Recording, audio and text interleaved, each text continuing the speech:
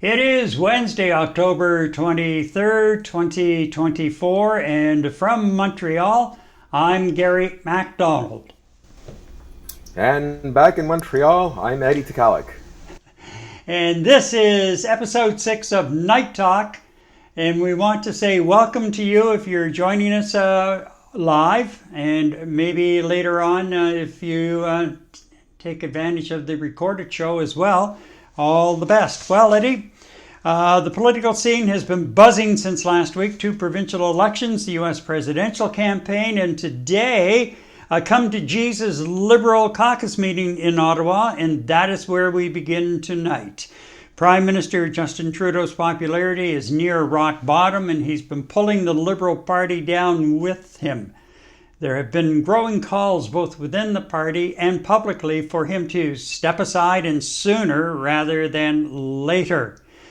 Well, today the full caucus met in the nation's capital where some of the MPs voiced their concerns about a looming wipeout in the next election with Trudeau at the helm, and he was there. And during today's closed-door session, some of those MPs told Trudeau to his face exactly what they thought. Tonight, the CBC reporting some of them issued a deadline to Trudeau to make a decision before next Monday if he's going to stay on as leader or face unspecified consequences. Apparently, at least 25 Liberal MPs have signed a document calling on Trudeau to go. As the meeting ended, Trudeau was quick to say, quote, "The Liberal Party is strong and united," as he brushed by reporters. Eddie, what an afternoon, what a morning actually. It was about a 3.5 hour caucus meeting. And by the sounds of things and the way that some of the reporters who were covering the event, their phones and text messages coming and going, it was probably mainly focused on this whole leadership issue. And, you know, Trudeau seems to be extremely stubborn and so far not really moving as to stepping aside. Yeah, you know what? I really don't know what to make of this. If you look at an opportunity lost by Prime Minister Trudeau today, I mean, like as you mentioned, he just whizzed by the reporters, barely took a minute with them, and just flew right by and kind of guffawed with his comments saying that the country is stable and the political party is stable and we're strong and whatnot. Um, I think you should have taken the opportunity to not brush off the media so quickly today because, look, the guy's not an idiot.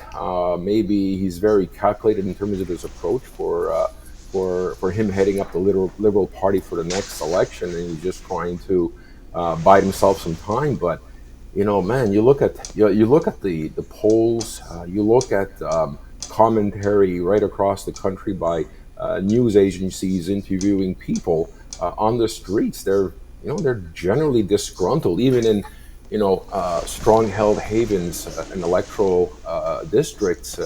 Right across the country, in Ontario and in Canada, there's a lot of disillusion with him, which has already been shown through a couple of disastrous by-elections in Ontario and Quebec. So I don't think he can close his eyes and hope that this is just going to go away.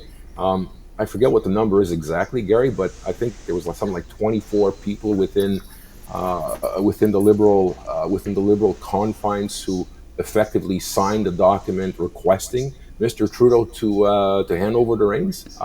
That's a hell of a lot for a small caucus.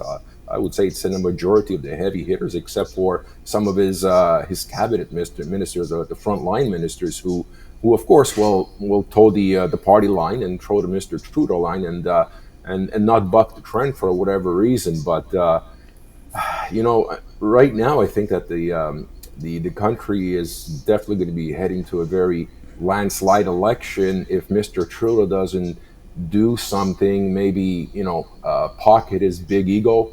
And think of what's best for the country, and then think of what's best for the Liberal Party as well. He's definitely not the best suited individual to lead that party the last year, today, and definitely not leading into the next couple of years and next elections. He's definitely going to get slaughtered at the election, and he's got to come to that reality. Well, when we go to the provincial elections a little bit later, what we're going to see is another leader in New Brunswick who overstayed his welcome, and as a result, he's on the outside looking in, and his legacy has been tarnished. And the same thing is going to happen to Justin. There is a point, and you have to start listening to the people on the inside and what you're hearing on the streets as well. That he's almost 10 years as prime minister, and a little longer than that as the leader of the Liberal Party. He's had a good run, and after a while, it's everybody has a shelf life, and it's time to move on. Whether you realize it personally at times, you have to listen to those around you for that, that very reason. And what's going to happen is, if he doesn't, come to the realization, then you're going to have a situation where he's going to go down. And, as you can see with the popularity of the party in the tank, it's going to decimate the party, and it's going to be a party that's going to spend a number of years rebuilding, because you just don't recover from those sorts of situations like overnight. True. You look at it. It was a solid victory for a majority victory for his first mandate. Congratulations. I think a lot of it had to do with Trudeau mania. He had an excellent group of people that were going to be working with him to lead the country, even though it was his first 4 years. And then his second mandate, it was minority government. So he did the best he could with that scenario in the House of Commons. And then you kind of look in his third mandate, 2 years in, again, he has a minority government. And I think up until this point, he survived this far because of the agreement he had with Mr. Singh and the NDP to support him in the House of Commons to avoid any sort of vote of non-confidence. So he was able to govern somewhat. You know what? The first minority government should have been a message in writing on the wall. A second minority government should definitely been etched in brick in the wall. And now he's going to be pushing for another mandate. And we're not speaking about a minority government. He's going to bring down the entire Liberal Party, as you said, right to the ground. You know what? He may not even have an official, the Liberal Party may not even be an official party in Canada if Mr. Trudeau doesn't resign, which would be rather unfortunate, because it does present a very viable view in the House of Commons in terms of representation of a good majority of people. But I think, faithful liberals, good people are just tired of him and are looking for change. Even if that change might mean voting for somebody they typically wouldn't. You look at Mr. Poilievre, and he represents a lot of good things, but he's very radical in a lot of different areas, which is not something a lot of liberals want to go towards. But effectively, they don't want to go with Mr. Trudeau either. So, yeah, the man's got to go. Congratulations, you've done a great job as a Canadian representing our country. But young man, it's time to go. It's going to be interesting because the way the party is set up, there is no sort of opportunity for a formal recall by the caucus, by the members of the party. Right. Much, if you recall, when the Conservatives got rid of Andrew Scheer, they had that mechanism in place to go ahead and do that. But from what I understand, that mechanism is not in place for the Liberal Party, and so this is really, Trudeau has to listen to what he's being told, but it's, at the end of the day, it's still Trudeau's decision at this point as to whether he stays or whether he goes. And we're about a year away from the next federal fixed election date. That's if his minority government survives. And I watched the Bloc leader yesterday, And he made a good point. Between the whole uproar in the Commons over the provision of documents that has ground parliamentary business to a halt, basically, and all of the Liberal Party's fixation on its internal issues with Trudeau's leadership and its sinking popularity, he's saying, like, it's not in the best interest of the country. There's no government business really being done in the Commons, at the legislative level at this point in time. And you know what? He's right. He really is right. Absolutely. I watched. I couldn't catch the whole thing, but I saw a brief scrum with Jagmeet Singh late this afternoon.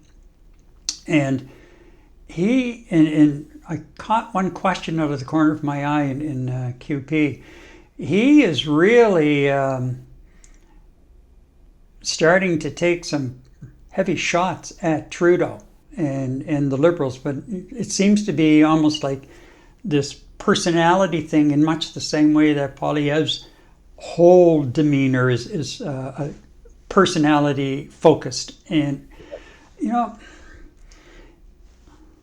stick to the issues. Leave the personalities, unless there's something really out of whack with the personality, leave that crap behind. Because it begins to sound like a playground in a daycare or, a primary or elementary school. It's crazy. But it's going to be interesting to see, like, what are the consequences. The only consequence that I can see right now, and a couple of the reporters and commentators this morning were making reference to it as well, is the 30 or so Liberals who have signed the letter and are pushing for him to make a decision and come to the right decision and step down, is the next non-confidence vote. They could vote against the government and topple the government. And topple any legacy he wanted to have after leaving, right? Exactly. Just like our friend out east. Yeah. And the really interesting thing about this is a lot of, like, there I can't remember the number off the top of my head right now, but there are a number of these Liberal MPs who are pushing for this, and they're all not reoffering in the next election. But they're concerned about the future of the party as well. I get that.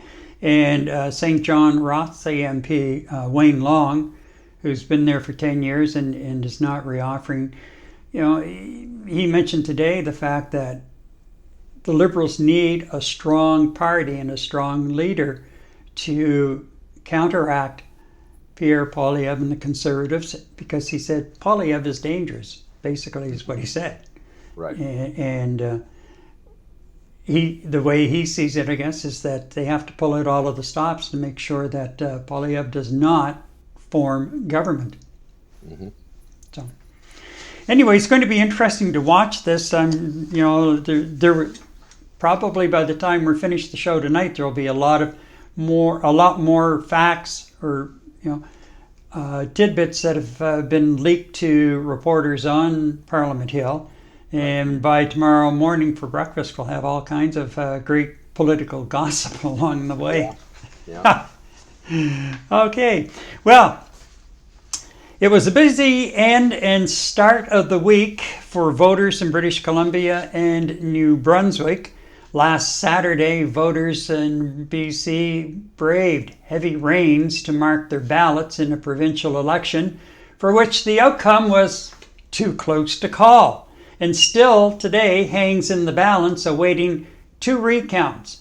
Currently, the incumbent New Democratic Party, led by David Eby, has elected 40 and is leading in 6, while the John Roustad-led Conservatives have elected 40 and are leading in 5. The Green Party has 2 seats. However, the Green leader, Sophia Furstenau, lost her seat. Elections BC says a final tally is scheduled between October 26th and 28th. Now, How did the leaders react on Saturday night to the way things went? Well, we have a couple of clips along the way that we can fill you in and show you exactly what happened. First, NDP leader David Eby. This has been a very, very hard-fought campaign, and we knew that every vote would matter, and that has certainly been the case.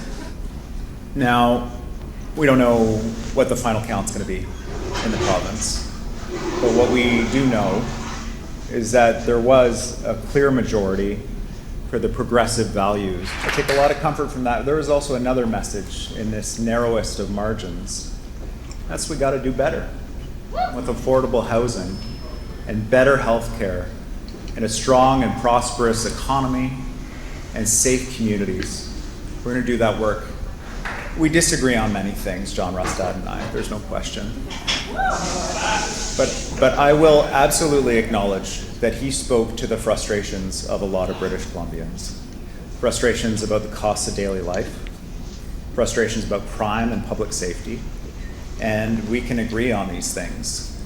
We need to support people with the costs of daily life. We need to make life more affordable for British Columbians. And we need to make communities safe for everybody. And we will do these things. And I also tonight spoke with Sonia Furstenau, and I congratulated her on running a strong campaign, on her contributions to this province in the 2017 Parliament. And since then, she ran a strong and principled campaign, and I'm grateful for that. And there are many values that we share in common with the Green Party, and I am committed to working with them. All right, David Eby, and I just been informed that apparently our feed is not going out live for some reason. So as we're working through here, I'll be working in the background trying to check out and see what's going on. So now, Conservative Party leader John Rustad. We have seen the political landscape in British Columbia change forever. When I was first asked to consider taking on the leadership of the Conservative Party, I did question. I said, wait a second here, this party is at 2% in the polls. It hasn't elected anybody in almost 50 years. It hasn't formed a government in almost 100 years. But I looked at it, and in particular, I started going around the province, just jumping in my car, driving around with my chief of staff, and we would go and start meeting with a few people. And we'd have a couple of people in here, maybe 4 people over there, maybe a dozen people in another community. And everywhere we went, we heard the same thing. People were hungry for common sense change in British Columbia. This is too important for the people in this province. It's too important to not give, or to give up. It's too important to not keep fighting. People, the one thing I've heard, and that really gave me strength throughout this entire campaign, is the people coming up and saying that we were giving them hope. We were giving them hope to be able to stay in this province and build a future. And to me, that's what has really struck to my heart. That is what has driven me, and I know that's what's driven our candidates. That hope that we can actually do something big and bright and better in this province. We are going to carry on with this fight one way or the other, and my hope is that sometime next week we're going to be in a different situation. And that's only because of you guys. So let's carry on. Let's carry on with the fight, everyone. And it's interesting because you may recall, Eddie, when we talked about the campaign at the time, Rustad is somebody who was ejected from his previous party, drifted over to the Conservatives, and as you heard the history of the Conservatives, they were a non-starter pretty much, and all of a sudden he's managed to, even though he was very controversial in a lot of ways, he's managed to bring that party around and is nipping at the heels of the incumbent New Democrats. Now, Green Party leader Sophia Furstenau lost her seat. The Green did elect 2 members, but she did lose her seat, and This is what she had to say on Saturday night. Well, it has been such an honor to be an MLA. It's not the outcome that we'd hoped for in Victoria Beacon Hill tonight, but I'm so proud of the campaign that we ran. We knew we were up against a steep hill. We were trying something bold and new, but the challenge was a little more than we could do. We knocked on 14,000 doors. We attended every debate. We put forward a vision for this province and for this riding that I was very excited about. A vision centered on the well-being of people and communities, on nature, and on our public institutions. It does appear that the Greens are still going to play a pretty pivotal role in the BC legislature.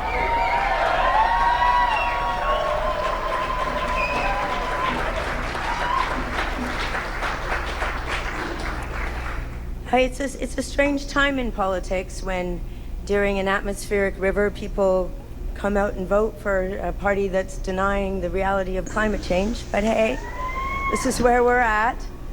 I am so excited for Jeremy Valeriot and Rob Botterill.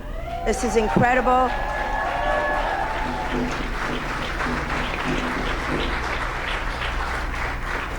This is a passing of the torch, and I am going to be there to mentor and guide and lead in any way that I can. I can only imagine what this legislature is going to be like, quite frankly. But I know that the Greens, that Jeremy Valeriot and Rob Botterill will play an essential and important role in this legislature because they are the voices of reason, they're the voices of truth and honesty, of compassion, and they are essential. Greens are essential in our landscape.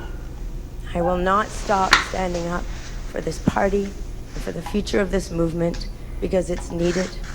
And I want to thank all of you for being here with us tonight. Thank you. And in New Brunswick on Monday night, the Susan Holt-led Liberals shocked the incumbent Conservatives led by Blaine Higgs, scoring 31 of the 49 seats. The Tories finished in second place with just 16 seats and minus a leader. More on that in a moment. While the Greens elected 2, including party leader David Coon. Now, the Greens did lose 1 seat there as well. Holt is the province's first woman premier, so making history politically and from a feminist point of view as well. And this is what she had to say on Saturday night. I would also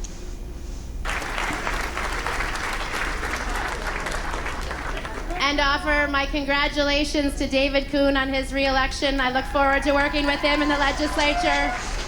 I also want to take a moment to recognize a couple particular people who came before me.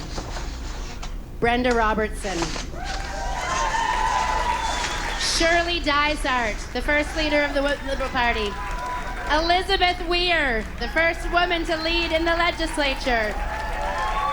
Aldea Landry.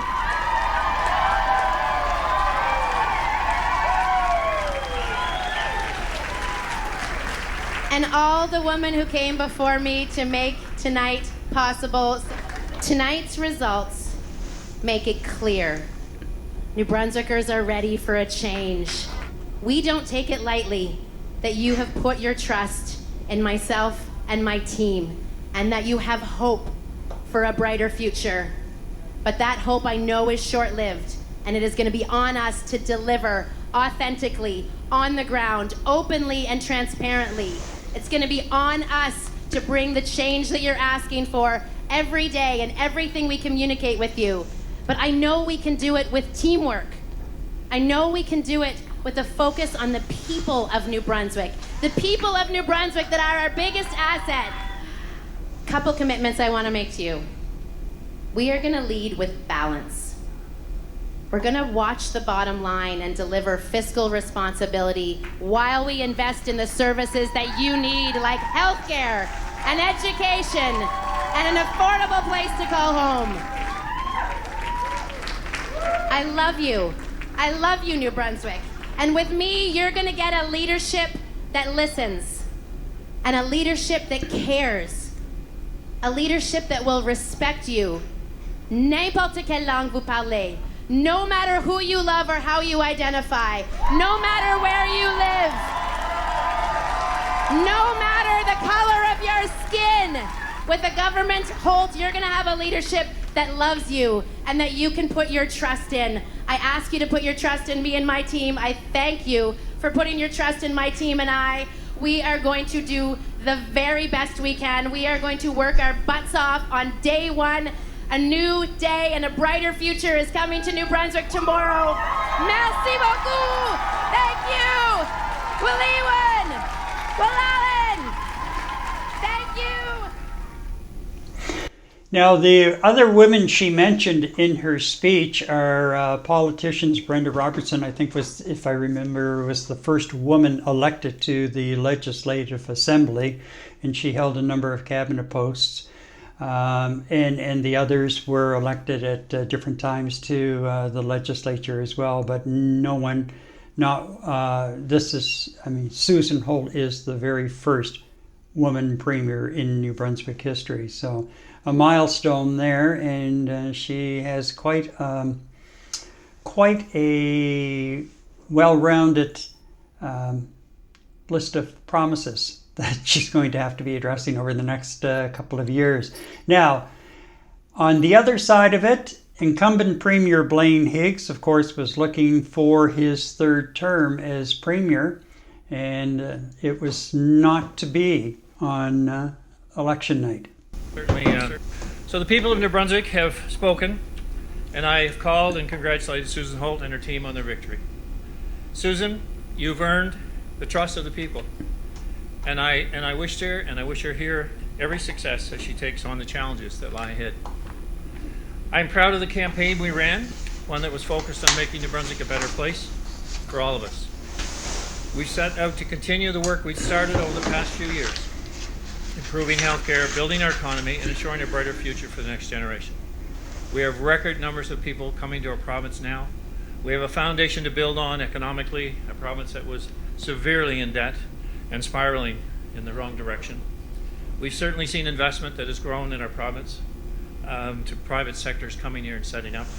Record number of kids in schools. We were closing schools in 18, opening schools, now building many more. So the province is on a trajectory that will move it forward. And I'm really hoping that Susan Holt and her Liberal colleagues will continue that path. So tonight's result obviously will start the process of leadership transition within PCNB. I will have discussion in the days ahead with my caucus, the party leadership, and my family about the next steps and how to proceed. After those discussions are complete, I will make a formal announcement. Some of the issues are already predetermined, so it won't be a newsflash. And he's suggesting that, he's not going to stick around as leader. So Right. It's a political career, and he started out in the Albert government as a finance minister. He was a finance critic and then finance minister when the Tories regained power, and then eventually sought the leadership. And he was going for number 3, and it was not to be. The giant slayer, as I call him, is a guy by the name of Aaron Kennedy. Higgs lost his Quisfam seat to Kennedy, who is no stranger to the political scene. He has worked as an executive assistant with provincial and federal Liberal politicians in his first try as a candidate in the 2018 provincial election. He went up against Higgs, losing by about 1,500 votes. We were cautious that he ran. It seemed as though he took this riding for granted. They were a week late with signs. They were way behind the 8 ball. I'm so thrilled to be part of Team Holt. Everybody saw how the signs changed in the last week of the campaign. We got my ugly mug down, and we put me and Susan in Team Holt. It was a direct contrast to the team in this riding that she's brought together, as opposed to the team that deserted the other fellow on the other side of the road. So it was just an amazing experience. And Premier-elect Holt says the first order of business aside from the transition of government will be to immediately remove the provincial sales tax on power bills and put in place a rent cap policy. Now, still with politics, we are now less than 2 weeks away from voting day in the U.S. presidential campaign. Over the weekend, Democrat Kamala Harris was in Michigan, and she was trying to drum up some support in that swing state. And she gave quite a speech in one stop along the way. And here we have part of that speech. 18 days left in one of the most consequential elections of our lifetime. And as you know, everyone here knows, this election is truly about two very different visions for our nation. Ours, that is focused on the future. Donald Trump's, that is focused on the past. Ours, that is focused on bringing down the cost of living for working families, investing in small businesses and entrepreneurs. Ours, that is about protecting reproductive freedom.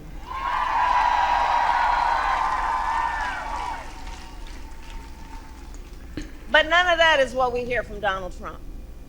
Instead, it is just the same old tired playbook. He has no plan for how he would address the needs of the American people. And he is, as we have seen, only focused on himself. And now he is ducking debates and canceling interviews. Come on. And check this out, his own campaign team recently said it is because of exhaustion. Well, if you are exhausted on the campaign trail, it raises real questions about whether you are fit for the toughest job in the world. Come on. Come on. And together we will build a brighter future for our nation. Yes, we will. Because, by the way, we will win. We will win. We will win. Come on. And your voice is your power. In a democracy, while we can hold on to it, our vote is the power that each of us as an individual has. It's an extraordinary power. And we will not give it away. And we will not let anyone suppress or silence our power. Don't ever let anybody take your power from you. So, Michigan, today I ask you then, are you ready to make your voices heard? Do we believe in freedom? Do we believe in opportunity? Do we believe in the promise of America? And are we ready to fight for it? And when we fight, we win. God bless you, and God bless the United States of America. Quite a speech. Puts a smile on my face. Now, meantime, on the weekend, our Donald Trump friend was staging a photo op at a McDonald's in Pennsylvania. And I just thumbed up, no movement, good. Over. Never touched by a human hand. Nice and clean. I love salt. Wait a minute, I spilled some. I'm very superstitious. Now it's over the left shoulder now. It's like the perfect looking person. That's good. That's your compliment. Thank you, darling. Thank you. Hi, Mom. Good luck to Look at Mom over there. Thank you very much. Thank you, darling. You have a great mom? Good or great? That's right. She knew what to say. Thank you very much. Thank you, darling. Wow, so nice. All right, you're doing a good job. Okay, these are nice people we're meeting, huh? Yeah, and this is, go ahead. So your hands won't be Okay, too heavy. got it. Gary, look at this guy. I'm not going to mess with him, huh? How you doing, You sir? look fantastic. Hello. My new baby boy. How are you? Your new baby. How are you? Doing great. Kids, how are My you? niece. So this is compliments of me, okay? All right. You go have a Thank good you. time. Don't eat too much, right? I won't. You have a great day, Thank sir. you, man. You take care. Thank you, honey. Have a good time. Thank you. It's cute. This is fun. I could do this all day. I wouldn't mind this job. I like this job. I think I might come back and do it again.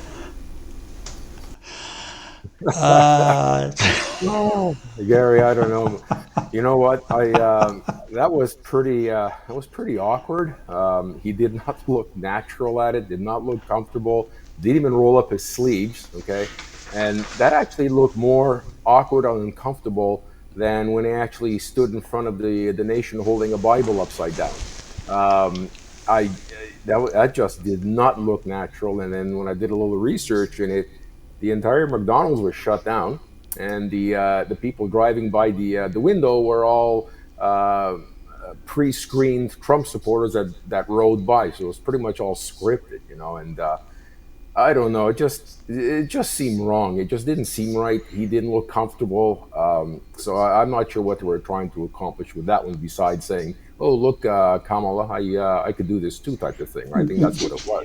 Yeah, and at the very beginning of that, he did, or when he was questioned by reporters, again he implied that she was lying, that she never worked at McDonald's. Right. But no proof. You know what? But you know what? Big deal. This is not what the country is looking for. You know,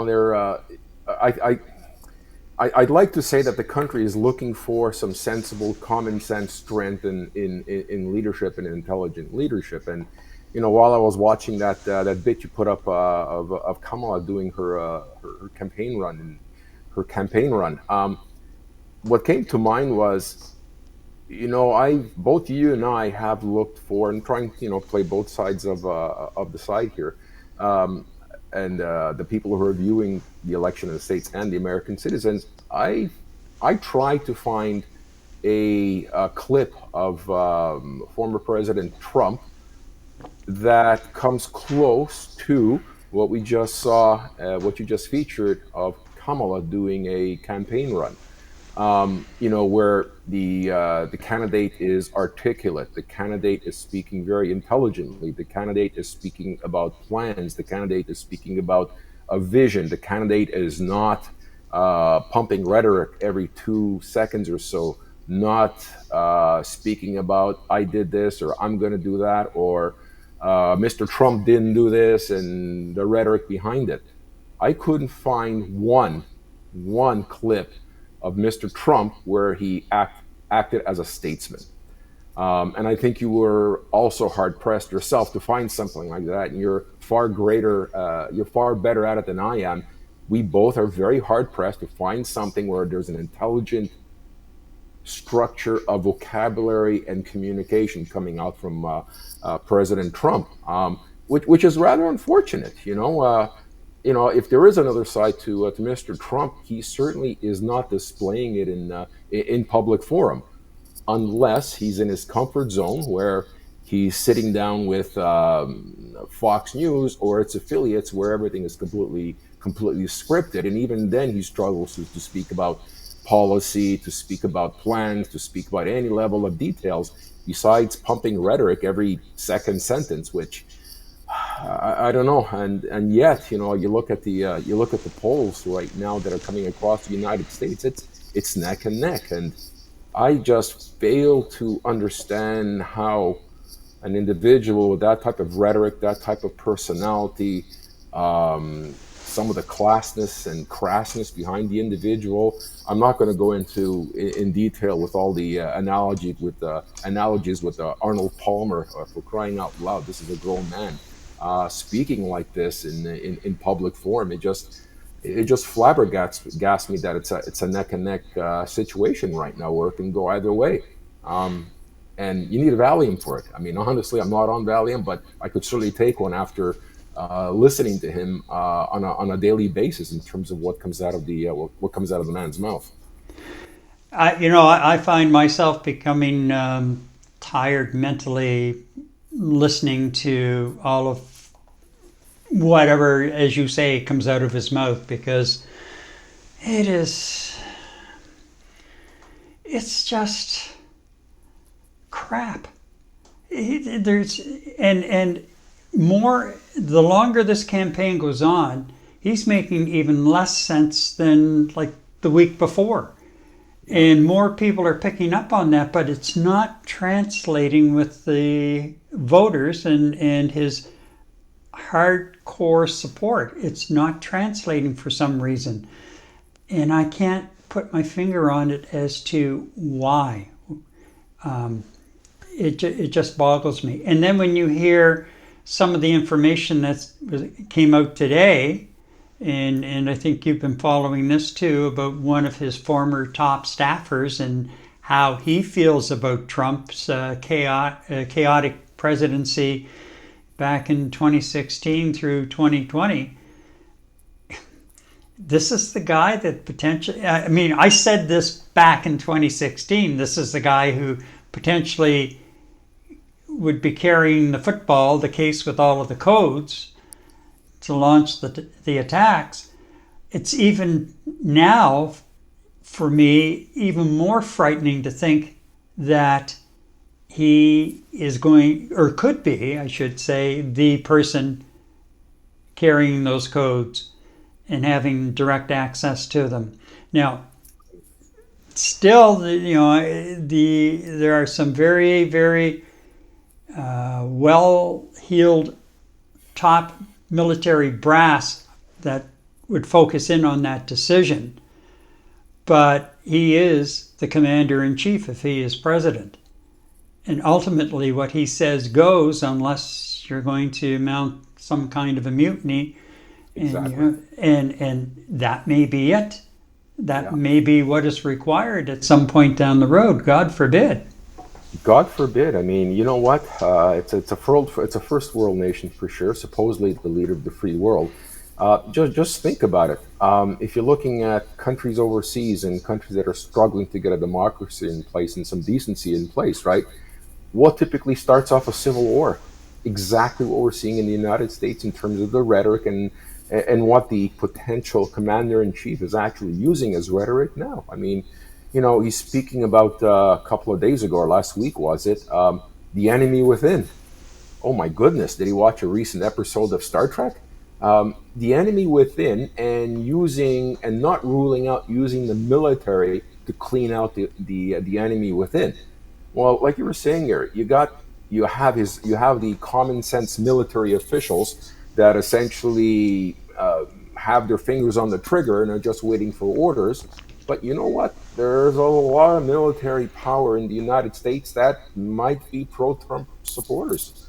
And that is just the scariest part, where this could be a conflict that can evolve over the next few years into a civil conflict, which is something we cannot afford in this world, to see the United States go into that level of conflict. And by the way, Comrade Putin over there overseas is just wringing his hands and just waiting for this to happen, because as with the last time, and I know it was squashed during the when they were trying to throw Trump out of the office, and a lot of evidence was quashed in terms of Russia's influence in the last election. And of course, they wanted, I'll call him Comrade Trump right now, to win that election. And some of the things that he's been saying to a country recognized by the United Nations and the rest of the world as an independent country on its own, being assaulted by Russia,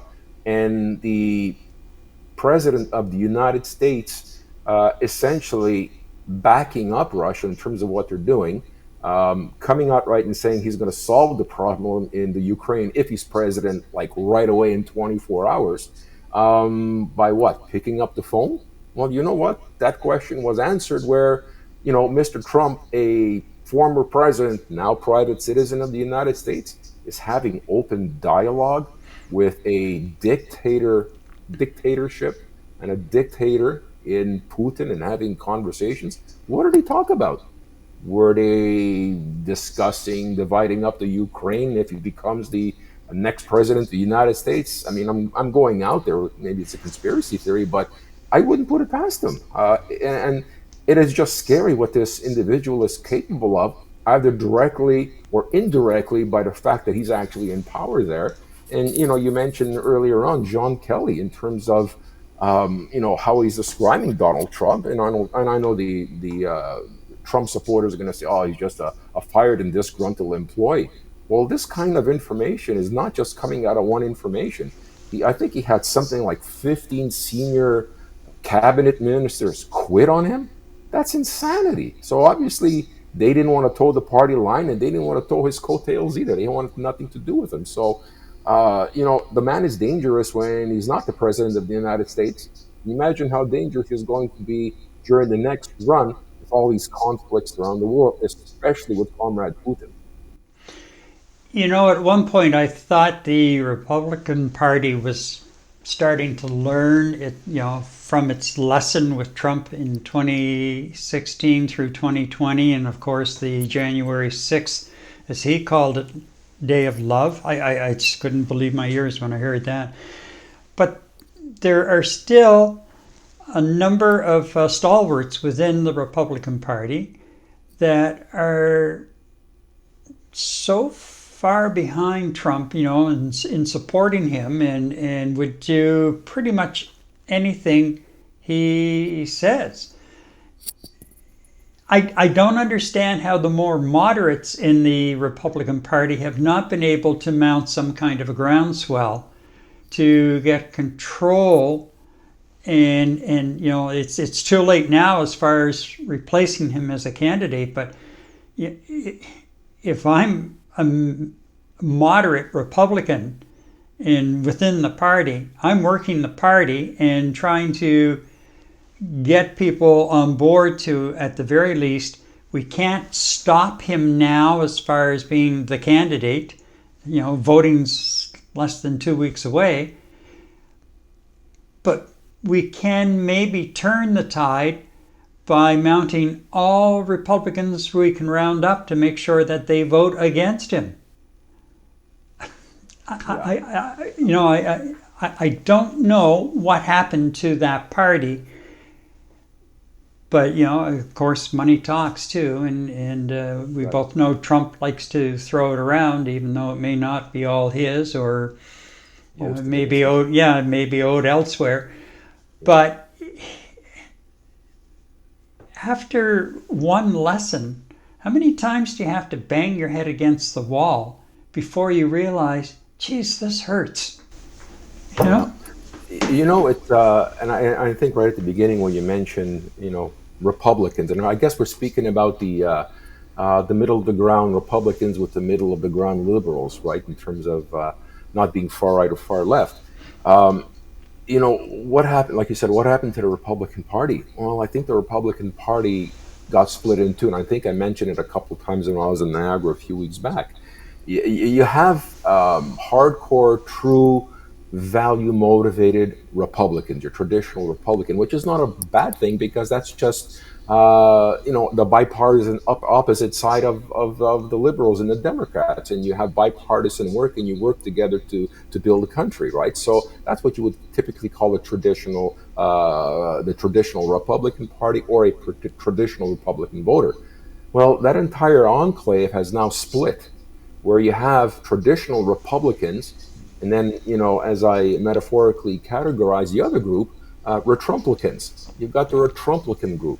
And I don't understand how or why you have senior people within the Republican Party supporting anything Trump says. He says jump, they say how high, which just flabbergasts me, okay? So how do you get those hardcore individuals that are Republican, whether they're the elite within the Republican group, if you want to call it, or the voter? Because at the end of the day, it's going to come down to the voter and what the voters see. How do you speak to level-headed Republicans to cast your vote for the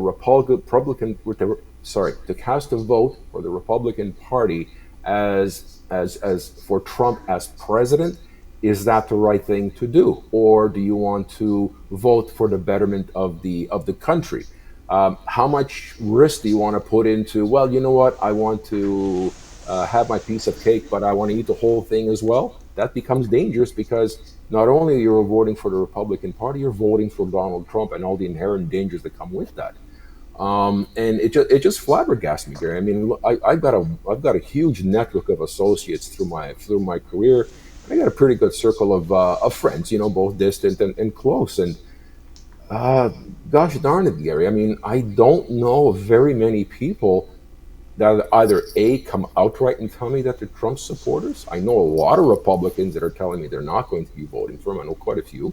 And personally, I only know one person within my circle that is a 100% Trump supporter, which just flabbergasts me. So it's really hard for me to fathom. And look, and I work on decency. I work on common sense. My emotions work on common sense and decency for my fellow human being, and it's as simple as that. And I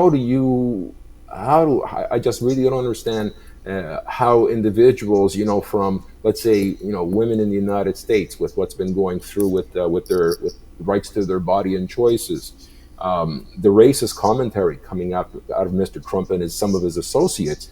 You have the Latino base, you have the African American community, and a lot of these individuals are still pro-Trump. So do these individuals see something that both you and I don't in this individual that's really going to make a difference to the country and to the world and make everyone's lives better? Or they just completely blinded by what they're seeing on media, through social media platforms? Are these individuals watching traditional television, stations like ABF? And what I mean by ABF, anything but Fox. And if people are looking at Fox all day, they're getting Kool-Aid all day, nonstop, as opposed to looking at different various media outlets to draw comparisons and make an intelligent decision. And I would have to venture a guess that they're not, because then whatever Mr. Trump says and does, it's just Mr. Trump.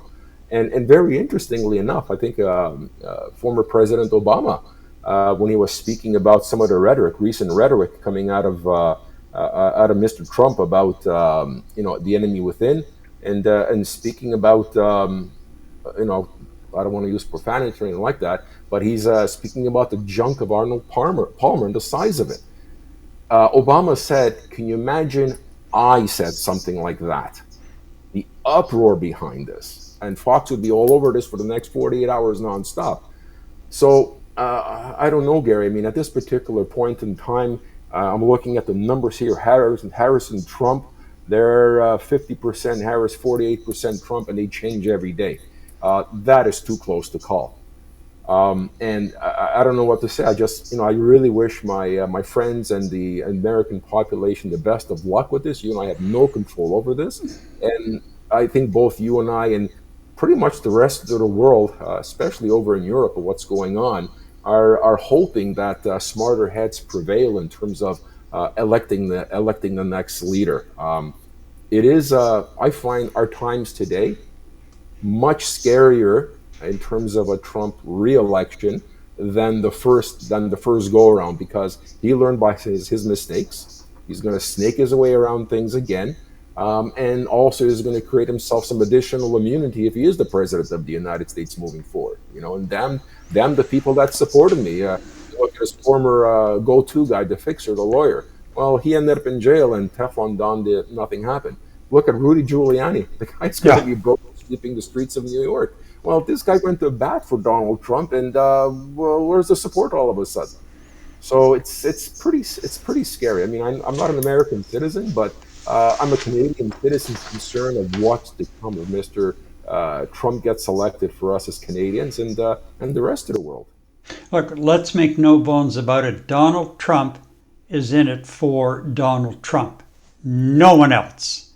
And whatever he can get from it, that's what it's all about. He does like to be the center of attention.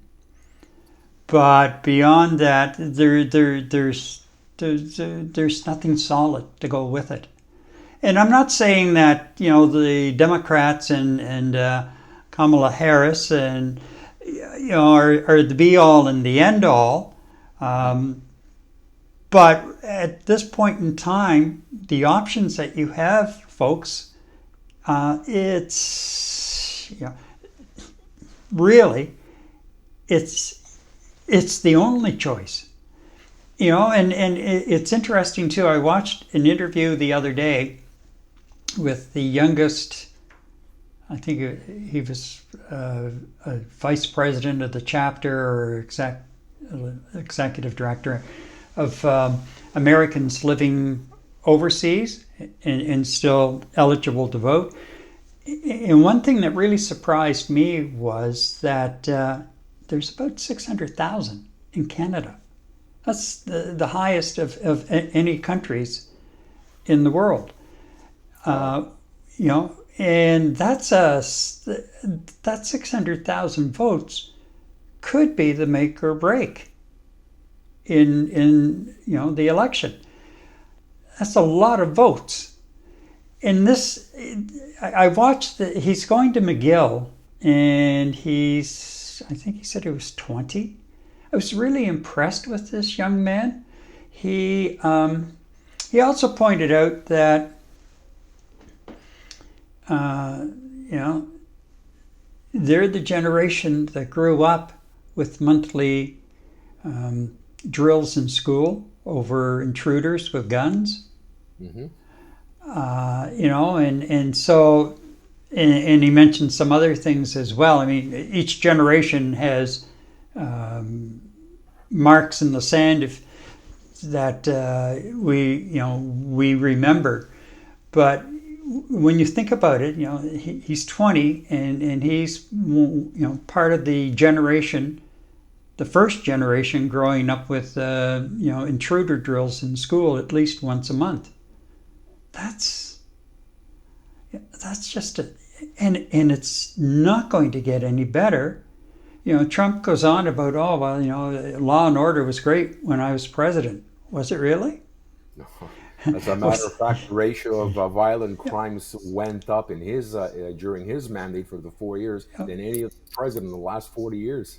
Yeah, and does it mean that crimes against his closest confidants maybe went down because they may have had some money exchanging hands? I don't know. You just, like, all of these things start running through your mind, and there are days that I sit here and I think to myself, are you really falling into some kind of, you're going down the conspiracy rabbit hole? Or are we just going down the reality rabbit hole with Donald Trump? It's, I can't appeal enough to U.S. citizens to just stop, get off reality TV, turn off all of the news networks, and stay away from social media. And look at the man. Yeah. Look at your candidates. Look at them as humans and see what they're doing and what they're saying as humans. We're all, none of us are perfect, so we understand that. But there are some of us who are far less perfect than others, and in some cases very dangerous. And that is what Donald Trump is. And you're right. All of the cars driving through McDonald's and the people lining the streets on both sides of McDonald's, they were all bussed in. They were all bussed in, and he was handing out compliments of me, handing out the orders. Okay, that's fine. That's a great photo op, but what are you really accomplishing? What are you telling me as a voter if I'm in the U.S. and getting ready to vote? What are you telling me that you're doing to make my country and the lives of my family and friends and fellow country people better? I have not heard that, not one word in that direction from Donald Trump. And I thought, the first thing that ran through my mind the other day when I saw him in McDonald's, I thought they replaced the clown with something else. But no, he's back. Or all right. Yeah. It was Ronald, and now it's Donald. Like, really? Well, you know what, and I mean, immediately, there was questions posed to him in terms of his views about raising the minimum wage. That would have been a perfect opportunity for him to put some support behind that, because a lot of people are struggling. I mean, if you really cared about helping the struggling people, say it, do something. Wouldn't even do that.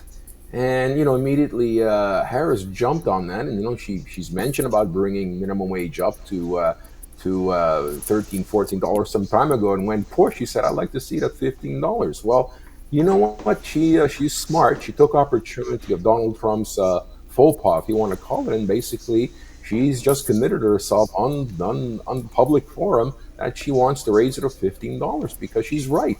How do you survive on $7 an hour with kids? It's impossible. So this, at the end of the day, was just a photo shoot. And you know what? I'm going to, get in Kamala Harris's face that she never worked in McDonald's. But look, I just worked in McDonald's. That's all it was, really. It's about him and saying that he did, but really not demonstrating anything as a leader in terms of doing that and showing that he supports the small guy. I mean, there's never been any support for the small guy yet. A huge amount of small guys or small girls or small gals in the United States who make $7 an hour are going to vote for him. And the man's anti-union, the man's anti-overtime, the man makes no effort in trying to increase the wages to livable wages for the majority of its constituents. Yet, they're still on the bandwagon with Mr. Trump. Is this a phenomenon as a result of these reality shows? Are they watching the reality show called Trump for President, and I feel sorry for him, and I really hope he's going to win because he's so funny? I don't know if it's that simple or that stupid or that realistic. I really don't know. But what you said, Gary, to myself while we're chatting about this, and to our viewers, you're absolutely right. Shut everything off. Evaluate the human being and his values. If your values don't align to his, you shouldn't be voting for him. I think you're bang on. Yep. It's just that simple. It's what it boils down to. So I'm sure there is a presidential town hall tonight on CNN, but it's only Harris taking part. Trump declined. You think she's going to bust a move? For 40 minutes? Oh my, Gary, I don't know what to say about that. Yeah. He couldn't answer a question directly, which is unfortunate. A lot of people were asking questions. I mean, he did a Latino town hall, he did that town hall, couldn't answer a question directly. One individual asked him, "You know what? I'm not sure I want to vote for you again as a result of January 6th. What can you tell me that will sway my decision?" And I forget what he went off to, but completely off on left field. He didn't answer. So you look at the debate with Harris, he didn't answer any questions directly. During the town halls, he rarely answers any questions without any rhetoric or pointing fingers at the Democrats or Harris. He didn't talk about policy or how he's going to do things. I'm going to do this and I'm going to do that. Yep. And in retrospect, and we're both going to be watching. Excuse me. We're both going to be watching the town hall tonight with Harris, and you're going to see, just like that clip you played, articulate, intelligent, well-spoken, thoughtful, speaking to the people, not at them, nothing about her, and let's move forward and you know what? Fix the nation, continue fixing the nation. And just as a follow-up, you look at Republican leaders, we talked about the difference between Republicans and Republicans, right? In my view, Ronald Reagan, even tricky Dick Nixon, you're looking at Bush Sr., And even Lake McLean, these souls are rolling in their graves right now in terms of true Republican values just disappearing as a result of what Trump is trying to do. They must be rolling in their graves. It is what it is, and we're just going to hold our breath for a couple of weeks. And I forecast that by 9 p.m., 10 p.m., Trump's going to declare victory. And then by 9 o'clock the next day, he's going to basically say the election was rigged. Yeah. So that's my forecast right now. I'm not. Well, certainly it's going to be interesting over the next 7 to 8 days, and this time next week we'll be in the thick of it for sure. Right. And God only knows what happens between then and now. But yeah. One more thing I want to squeeze in, actually two things I wanted to squeeze in before we wrap it up, Eddie. The first one is just a reminder to people across the country, and particularly here in Quebec, that flu and COVID shots are now available. And it's best to get your appointment made and get out and get your shots as soon as possible to make sure that you're all set to take on the bugs that come from spending a lot of time indoors with people, and the fact that COVID's still around. Whether we hear a lot about it now, it's still around, and it's in various forms, not quite as deadly, I guess, as the first round during the pandemic, but it's still around. And the other day, Deborah and I went and had our shots, and it's a shot of each. So at some point down the road, I know some of the medical community has indicated it'll just be a combined shot, but we're not there yet, especially with some of the strains of COVID that are still kicking around. The other thing is the Quebec government is seeking public input, and this applies right across the country, really, seeking public input over the next couple of weeks on the idea of moving to ditch the fall and springtime changes because of the negative health impact. And how does it affect us? Well, sleeping patterns. Studies have shown there are higher rates of heart attack and increases in all kinds of accidents, including automobile accidents. Now, apparently, this public input, and I'm not sure, I haven't been able to figure out exactly if they're just going to do it online or some kind of a write-in campaign. But anyway, they're going to seek some feedback on that, and once I find out what options I have to provide feedback, I'll be among the first to get my 2 cents worth in. It's time to drop this foolishness. Just put us on one time and that's it. Now I understand Ontario has already passed legislation, but it hasn't been gazetted yet because they were waiting for Quebec and New York to come on side, which, just look at the sheer size of the population in those three areas. However, Quebec says, well, it doesn't matter what Ontario does or New York or anywhere else does for that matter, we'll do what we want to do here in Quebec. So if you're like me and you want to get over this foolishness, it's easier now because of the fact that most of our computers and everything update automatically, but there are still some things where you still have to change the clocks on some of the stoves and ovens and things like that. But it's just the whole point, the whole scenario of it is, to me, is so antiquated and so out of touch with what is, reflecting of the real world. So, and we just lost Eddie. He tried to get back on for a moment and it just popped out again. So we'll just wait for a moment and see if he pops back. I don't think that's going to happen, actually. So With that, we'll wrap up another episode of Night Talk. Remember to like, subscribe, and share to help the channel grow. On behalf of Eddie and myself, we wish you a good night.